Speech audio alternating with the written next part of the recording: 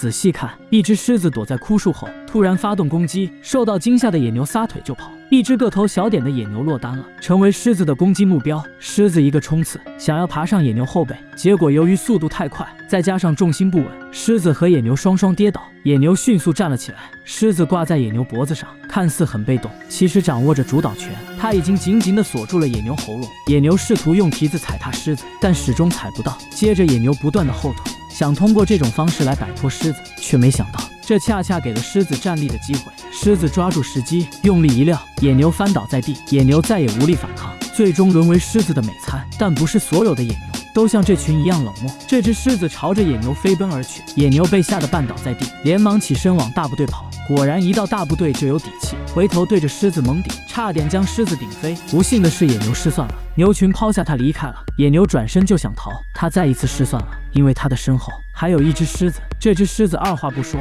上来直接锁住野牛喉咙，另一只一口咬住了野牛的背。野牛痛苦地哀嚎着，继续这样下去，不出几分钟野牛就会一命呜呼。出乎意料的是，竟然有2只领头牛回来救它了。领头牛瞄准锁喉狮子的屁股一点，狮子敢怒不敢言，连忙跑到一边去。领头牛经验丰富，叫他们赶紧撤退。而那只傻牛十分不服气，看看领头牛，又看看狮子，请求领头牛为他讨回公道。领头牛并不理会，想想保命要紧，还是撤退了。2只狮子在气场强大的领头牛面前，也没有了最初的气势，站在原地目送他们离开。